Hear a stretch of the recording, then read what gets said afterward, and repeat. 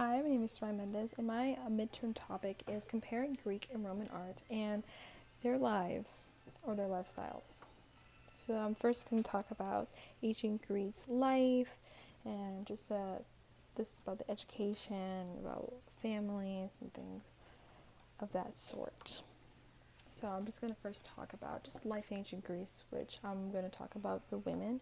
The women didn't have any positions in society like most men in ancient Greece. Their lives were purely centered on maintaining the house and taking care of the children. Wives in ancient Greece didn't even sleep in the same house as the men when they came home. The men usually just slept with what you would call entertainers. That is what the women went through, honestly. So let's continue.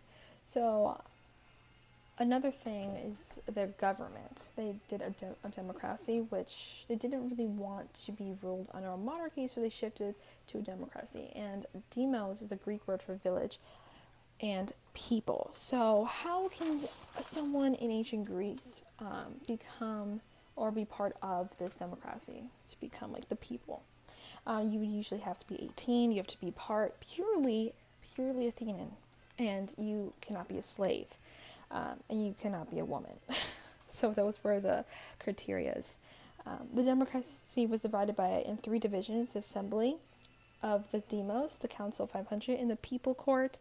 The assembly of the demos was basically just a group of Athenian citizens, because after you passed the criteria, you were able to come to the assembly, which is the assembly list. They'll put you on a list and you can come to the assembly, which is basically in this photo where a bunch of men would come and sit around, talk about government issues and how they can change and what needs to be changed in the government. So it was really important, and they wanted everyone to come so badly that they even paid people to come, because people would use the same excuse they use today. Oh, I have a job, I have a life, but hey, we'll pay you, so please come so we can talk about government issues.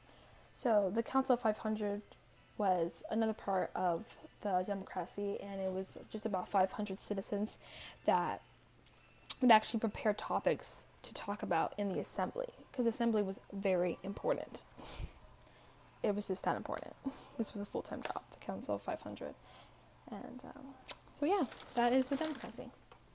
So education in ancient Greek. Boys and girls learned differently in ancient Greek. Boys learned in a higher level than girls. Girls learned from their mother just basic skills like weaving or things like that, so like weaving or knitting or things like that. They didn't really attend school at all, actually. Boys, on the other hand, went through serious training. They studied things like math and art and reading. It was just a lot of things. Even in Sparta, which was in Greece, they would actually remove the boys at 7 years old to start training. It's like serious training. I mean, that's pretty crazy to get them out of their home at 7. So that is what. So training was very serious. It was very, very serious. So religion during ancient Greece was very. It really wasn't a religion. They just kind of just praised a lot of gods. They really didn't have a set on one, but they really did believe that their gods can turn into humans or just took a human form. That's what they mainly believed on it, and their art really just reflected that, honestly. Their art definitely reflected that. So temples were built to honor these gods, and they made a lot of temples to honor these gods, and basically all of their statues were made to honor these gods. And so that's where they really practiced on the human form and how the human anatomy looked, because they believed that their gods looked like humans. So they really wanted to practice that. And how they did that was, honestly, they would just watch people, not watch people, but no, that was a different fact. Never mind. Let's continue. So we're now going to proceed and talk about a little bit about ancient Rome. So ancient Rome was located on the Peninsula along the Mediterranean Sea. as you can see here, they were very close to the Greeks, and during the end, never mind. The ancient Rome actually absorbed Greece, and they adopted most of their culture. Honestly, ancient Rome really, really adopted like everything about ancient Greece, from their paintings, from how they ran their government. They pretty much adopted everything. So we're going to talk a little bit about their religion. Their religion was very similar to ancient Greece. They believed in many other gods. They believed in many, many other gods.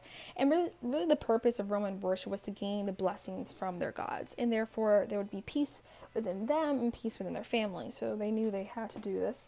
So even the emperors knew the importance of religion.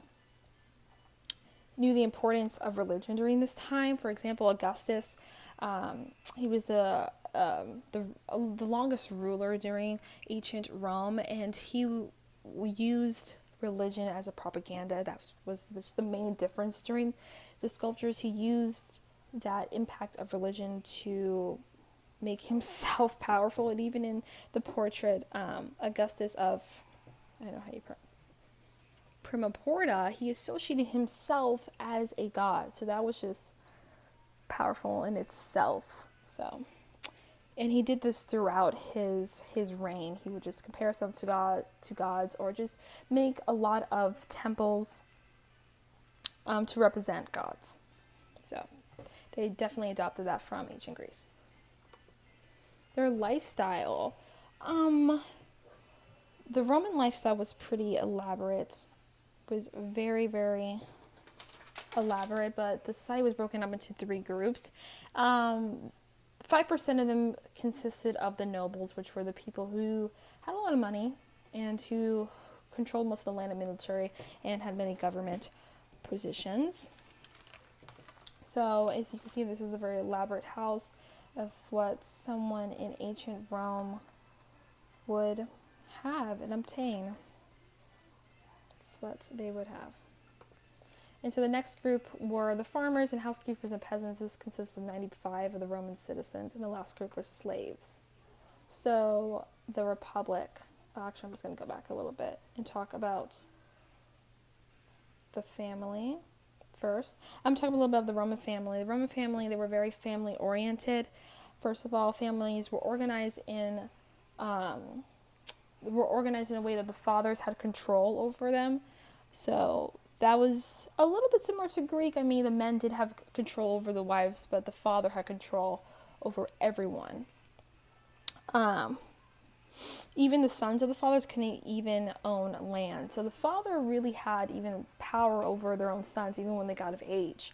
So the births of children were very important in Rome. The fathers would raise their newborns on top of their heads if they found the child legitimate.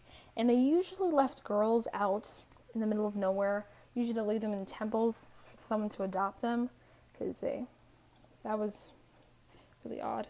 So education was also considered to be about family. Both girls and boys attended schools. They both learned the equal amount of stuff. They weren't like, oh, girls learned this, boys learned that. They learned the same things, like math, science, reading. Poor students went to public school, and obviously richer students went to private school or had just private